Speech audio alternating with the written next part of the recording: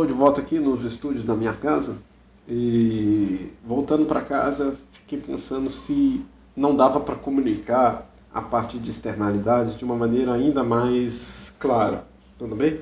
Eu achei que as aulas anteriores ficaram muito complexas, ou melhor, muito extensas, né?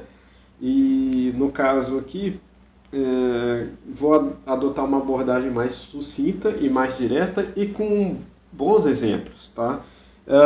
O que acontece é que nem tudo que funciona para aula presencial funciona da mesma maneira para aula virtual, né, online. Então fiquei pensando nisso e decidi gravar essa aula 9.3, tá ok? Então vamos lá, a aula final de externalidades com mais alguns exemplos e uma forma mais breve de conceituação das externalidades, tá? Então tá aqui o que nós vamos ver. O que é importante para o caso das externalidades é lembrar que sempre existe um balanço de benefícios e malefícios, prós e contras, tá? O equilíbrio desses prós e contras é que determina o ótimo social, tá? Então, produzir um bem que produz externalidades negativas tem benefícios, tá? Para produzir aço você vai gerar poluição, para obter minério de ferro você vai gerar poluição. Mas existem os benefícios de se produzir essa poluição, mas existem uns contras também, tá? Lembra que nós definimos P' como ótimo social para poluição, né? Até escrevendo aqui eu escrevo errado, né? População não, é poluição. E Q' para a quantidade de um bem qualquer que também produzisse essa externalidade, tá? Então é só lembrando aqui que P' é o ótimo social e Q' era a quantidade ótima social para um determinado bem. P' aqui no caso era para poluição, tá? Então vamos relembrar aqui, você tinha os benefícios de se poluir, tá? Mas tinha os custos também, os custos sociais advindos da poluição, tá? Lembra que esses custos sociais advindos da poluição podem ser medidos de diversas formas, tá? Algumas delas como perda de saúde para a população geral, perda de expectativa de vida, maior custo com limpeza e mitigações dos efeitos negativos da poluição e vários efeitos, tá? Bom, mas é no balanço desses benefícios e custos, é quando os custos começam a ultrapassar os benefícios que a gente tem o ponto que se deve parar, tudo bem? Então começa a passar desse ponto que eu chamei de E aqui de equilíbrio, é porque os custos já estão maiores que os benefícios que você tem ao poluir, tudo bem? E aí, no caso, nesse ponto E, você determina um nível de poluição ótimo, tudo bem? Esse valor aqui, à esquerda, nem importa tanto, tá? Depois a gente pode... Ele vai importar se você quiser fazer algumas mensurações que eu vou falar mais pra frente. Mas no momento, deixa ele assim genérico por hora, tá? Bom, essa curva de benefícios e custos marginais é super importante, tá? Para uma perspectiva mais ambientalista, vamos dizer assim, né? Não um ambientalista extremo que é zero de poluição, mas algum, né, ambientalista um pouco mais consciente de que existem benefícios, né? Então a perspectiva ambientalista vai colocar assim, olha, os benefícios são poucos e os custos são muitos, tá? Então essa aqui é a perspectiva ambientalista, tá? E uma perspectiva mais negacionista, né, ou mitigadora dos efeitos, não negacionista ao extremo, mas que fala assim, olha, na verdade existem muitos benefícios e os custos são baixos ou difíceis de ser mensurados, intangíveis, né? Então essa perspectiva mais negacionista coloca o equilíbrio ótimo para a direita. Então tá vendo aqui que existem três equilíbrios possíveis, um intermediário que eu coloquei aqui no primeiro caso, esse ambientalista que joga o P ótimo para a esquerda, tudo bem? E esse negacionista que joga o P ótimo para a direita, tá? Então essa questão de saber o P ótimo aí é uma questão que envolve da mensuração desses custos, da mensuração desses benefícios, atividade que não é fácil. Vou dar alguns exemplos para a gente começar a pensar sobre isso, tá? Mas o ponto principal que você precisa guardar sobre externalidades, principalmente as externalidades negativas, é que o social ótimo é menor do que o mercado está produzindo, tá? Então essa equação aqui é para retratar esse ponto, né? O Q ótimo social, que eu estou chamando aqui de Q', tem que ser menor do que o Q estrela, que é o ótimo que o mercado já está produzindo, tá? O que a gente observa é esse Q estrela, tá? A gente pode pressupor que o mercado não está considerando apenas benefícios e custos privados, tá? Isso implica que nós estamos incorrendo em custos desnecessários ao produzir mais do que precisamos. Tá? Esse nós e esse precisamos aqui está grifado para indicar nós como sociedade. Tá? O que a sociedade julga necessário para um determinado bem que produz externalidade negativa. Tá? Então, essa questão que a gente está querendo tratar. Bom, nós também vimos aquela perspectiva da perda peso morto, né? Então, se você está produzindo mais do que a sociedade julga ótimo, então você está tendo um desperdício, tá? Então, aqui está um zoom na perda peso morto dada pelas externalidades. É bem interessante. Se você está produzindo mais do que a sociedade quer, você está tendo custos para produzir essa quantidade Q estrela maior. Tudo bem? Então, essa quantidade Q estrela maior está aqui. Tá? Então, considera isso aqui como custo privado mesmo, o custo das firmas produzirem uma quantidade de aço maior ou de plástico, como eu estava falando lá na aula passada. Tá? Então, as firmas estão tendo esse custo aqui para produzir mais. Só que os consumidores, né, se você considerar os efeitos negativos, os contras, eles estão desejando uma quantidade social ótima menor, esse Q'. Tá? O que acontece aqui? Né? O preço de mercado, P estrela, está nessa quantidade de mercado. Então, o equilíbrio de mercado verificado está aqui, ó, P estrela, P de mercado e a quantidade de mercado. Porém, né, nós sabemos por aquela argumentação que nós fizemos na aula anterior que nós vamos demandar menos. Tá? É claro que existem benefícios em se produzir a determinada quantidade de plástico, por exemplo, determinada quantidade de aço, determinada quantidade de minério de ferro. Depois eu vou falar da gasolina, que gera poluição. Né? Então, determinados consumidores estavam se beneficiando porque eles estavam pagando um preço menor do que aqueles que eles gostariam de pagar. Tá? Então, eles estavam tendo essa área B aqui, que era o excedente do consumidor, para alguns consumidores. Então, existem benefícios. Tá? Só que os custos, estão vendo todo esse triângulo vermelho aqui? Os custos são maiores do que os benefícios que determinados consumidores possuem ao consumir aquela mercadoria. Então, tá? Então os benefícios aqui, ou melhor, os custos sobrepujam, né? CS é maior do que a área B. Tudo bem? Então, isso aí faz com que toda essa área em vermelho aqui seja a perda peso morto desses consumidores.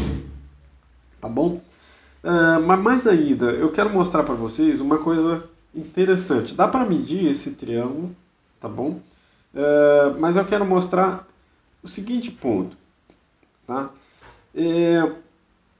Se você conseguir medir o custo que cada unidade dessa mercadoria agrega em termos sociais, nós vamos ter uma estimativa aqui de P estrela, que é o preço em vigor no mercado, mais um custo por unidade social, tá? Que eu estou chamando aqui de C maiúsculo, tá bom? Se eu jogo esse P estrela mais C, tá? Eu vou ter esse ponto aqui lá em cima na minha perda peso morto. Tudo bem? Bom, mas o preço social ótimo, na verdade, não é esse lá de cima, tá? Ele é esse daqui, P'.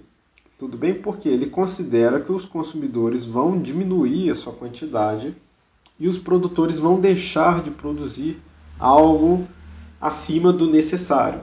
tudo bem? Então tem uma combinação aqui que o P', ele é aquele C menos o benefício, né? Porque alguns consumidores estavam se beneficiando desse mercado maior e agora eles vão deixar de participar desse mercado maior, tudo bem? Então, havia consumidores que pagavam um preço acima do custo marginal de produção aí, tá? Mas o mais interessante aí, que eu quero mostrar para vocês, é como calcular esse Q' aqui, tá? O quanto que deveria ser a redução de um determinado bem que produz externalidade negativa se a gente usasse o ferramental de microeconomia e de economia do setor público que nós estamos vendo aqui, tá? Vamos pegar o caso da gasolina, tá? Qualquer outro combustível também serviria para a gente. A gasolina, o combustível fóssil, né? Que produz muita externalidade, poluição, CO2 na atmosfera, né? E alguns outros metais, mas principalmente o CO2. Tá? Qual que é o nível de gasolina, o consumo de gasolina ótimo desejado para a sociedade? Tá?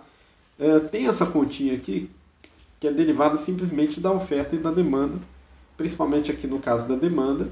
Eu estou usando essa parte em azul para estimar qual que é a redução que os consumidores gostariam caso eles tivessem um aumento de custo de C, tá bom? O ideal seria usar o Bzinho, só que o Bzinho, por algumas questões, é um pouco mais difícil de calcular, tá bom? Então eu deixei uma conta um pouco mais aproximada aqui, tá?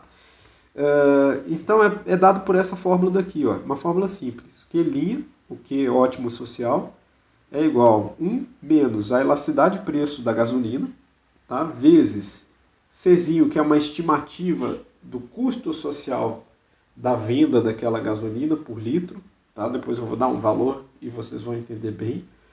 P' é o preço da gasolina vigente no mercado, sem considerar as externalidades. E Q' é a quantidade de gasolina vendida no mercado vigente, no mercado sem também considerar as externalidades negativas. Tá? Então, a partir dessa equação aqui, nós vemos que quanto maior a elasticidade de preço, menor deve ser o Q ótimo social. Tá? E outro ponto também, né? Quanto maior o custo social com a produção desse bem, com a produção da gasolina, também deve ser menor a quantidade ótima. Tá? Então, vou pegar um exemplo da gasolina aqui, que é um exemplo fácil de fazer essa continha rápida. Tá? Então, olha só como é que é fácil esse exercício também, porque essas quantidades aqui são bem conhecidas. Tá? A quantidade de gasolina, o preço médio, aqui eu vou usar o preço médio praticado no mercado, tá? Aproximando aqui para ficar mais redondo, e a elasticidade também é conhecida. Tá? O único valor que é mais difícil de se conhecer é o C. Tudo bem? Então esse valor aqui a gente vai precisar ter uma técnica de estimação, tá bom? Bom, então aproximado aqui, em números aproximados, tá?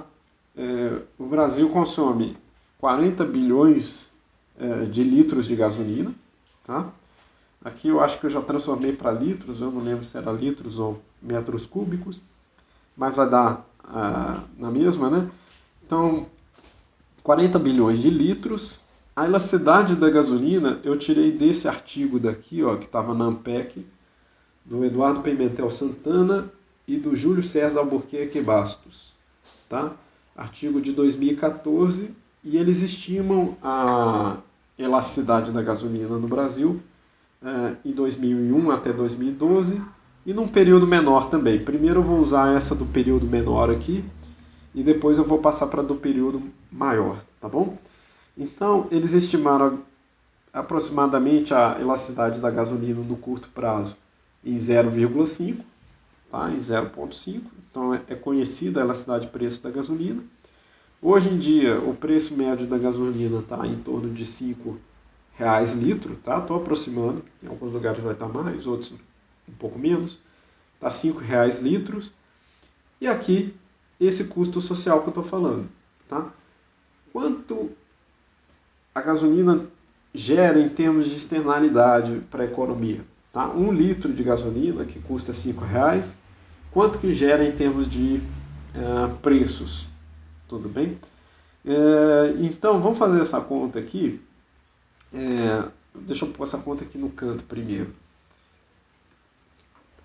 Eu vou chutar, tá, que cada litro de gasolina acrescenta em custos de externalidade para a sociedade R$ 3. Tá bom? Então, se for 3 de fato aqui, olha só como é que fica o nosso Q' estimado. Vai ficar 1 menos 1/2, porque a elasticidade é 0,5, né? Vezes 3 sobre 5. 5 é o preço da gasolina em média hoje. E o Brasil consome 40 bilhões de litros de gasolina ano. Tá bom? Então, com essa conta aqui, nós temos o quê? Q' igual a 1 menos 3 sobre 10. Tá ok? Então, vezes 40. Isso aqui é 0,70 vezes 40. Ou seja, nós temos que a quantidade demandada, a quantidade ótima social de gasolina, seria algo em torno de 28 bilhões de litros de gasolina. Ou seja, né, 70% menor do que a gasolina que nós consumimos hoje. Tá legal? Que a quantidade de gasolinas que nós consumimos hoje. Então, se você considerar esse efeito, a demanda social deveria ser menor, e aqui está a quantidade que essa demanda social deveria ser menor. Perceba que todo mais é conhecido, a não ser esse C. Tá? Esse C é muito difícil de ser estimado. Tá? Ele vai envolver uma pesquisa mais aprofundada sobre esse assunto. Quanto que a poluição da gasolina agrega em custos sociais. Talvez esse valor de 3 aqui esteja muito, muito alto. Tá? 3/5, né? Então nós temos aí 60% do preço da gasolina em termos de custo.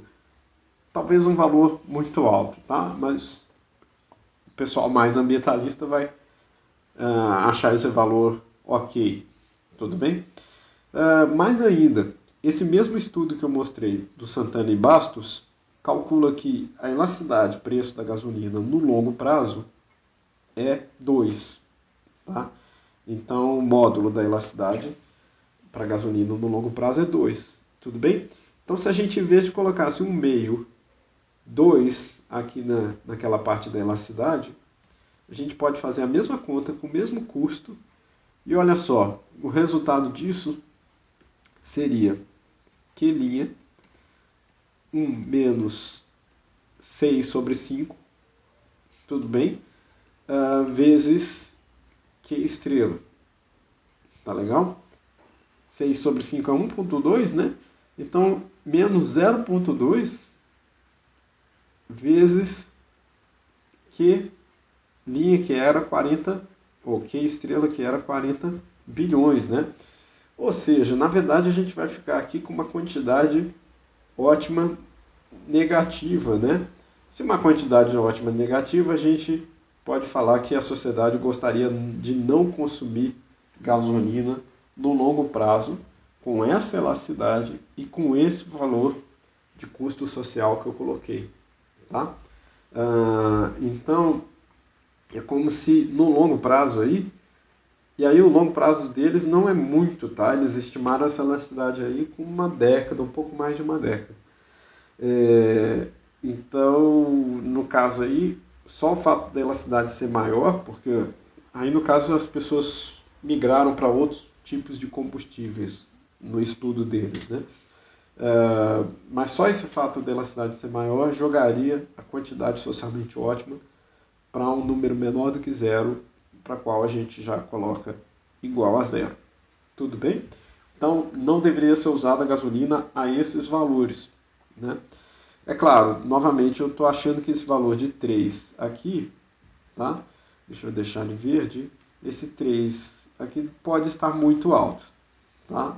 Pode estar alto, pode não estar, depende do estudo aí, para os impactos de cada litro da gasolina na sociedade. Tudo bem? Olha só, se esse valor de C fosse 2,50 por litro de gasolina vendido hoje, não deveríamos ter gasolina vendida pelo nível socialmente ótimo. Tá? Aqui é só uma continha que fala, olha, a partir de 2,50, com essa elasticidade de longo prazo de 2, a quantidade já convergiria para zero. Tudo bem? Só que aí a questão que eu estou falando com vocês, né? Esse C sobre P, que é a fração do custo sobre o preço atual, é muito importante, né? Vale pensar quais são as frações de C sobre P adequadas. Tudo bem? Será que 1%, um número menor do que 1% do custo, 10% do custo, 20% do custo, 50% do custo, tal como a gente está colocando ali em cima com 2,50, ou 100% do custo? Imagina, a cada litro de gasolina vendido a R$5, o custo em termos de externalidade também seria R$5. Tá?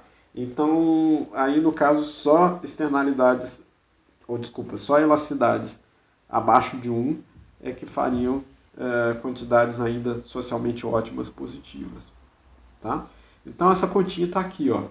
Sempre que elasticidade vezes custo social sobre preço de mercado for maior ou igual a 1, não deverá ser produzido esse bem que produz externalidade. Tá?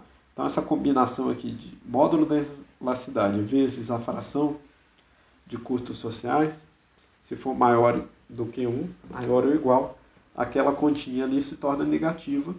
Né? Essa conta se tornando negativa, quer dizer que você não deve, ou a sociedade julga que o ótimo é não consumir esse bem. Tá ok? Aí vira uma solução de canto que a gente falou anteriormente. Tá? E o caso das externalidades positivas? No caso da externalidade positiva ocorre o contrário. Né? A quantidade de mercado é menor do que a quantidade socialmente ótima. Tá?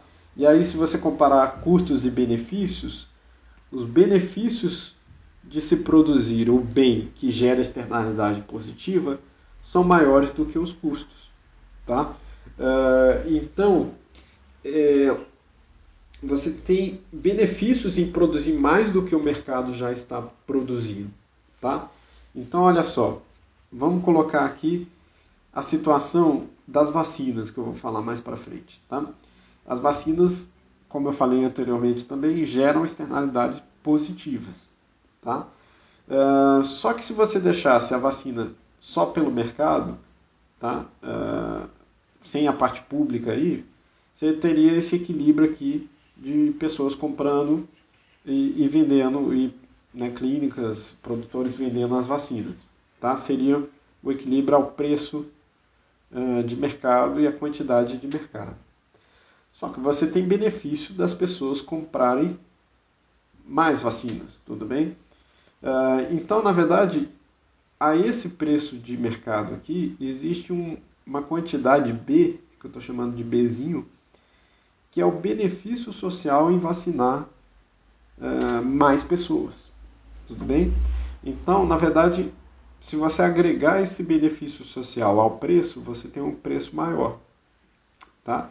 Então, fazendo uso da elasticidade de preço desse mercado, a gente consegue descobrir qual é a quantidade ótima de pessoas vacinadas. Tudo bem? E esse Bzão aqui que eu estou chamando é simplesmente a área daqui. Né? O melhor aqui é colocar Bzinho como a diferença, né, nessa chave, e o Bzão a área de benefício, né? Então, pessoas que estão se beneficiando ao considerar esse benefício social da vacina. Tudo bem? É claro que vacinar acima do que precisa daria benefícios muito baixos ou abaixo dos custos.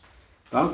E claro também que produzir mais vacinas também tem custos. Então, à medida que você precisa aumentar a quantidade de vacinas, você tem custos maiores. Tá? O ponto ideal mesmo seria esse ponto que eu estou marcando em preto aqui, que seria o ponto de equilíbrio. Tá? Mas tem um artigo, vou mostrar para vocês daqui a pouco, que ele estima que a elasticidade de oferta da produção de vacinas é bem baixa. Então, a gente pode aproximar essa linha horizontal aqui para a produção de vacinas, tá ok? Então, vamos pegar esse exemplo. No caso da vacina é um pouco mais difícil obter as elasticidades. Tá? Eu encontrei 2 artigos interessantes. Deixa eu mostrar aqui para vocês.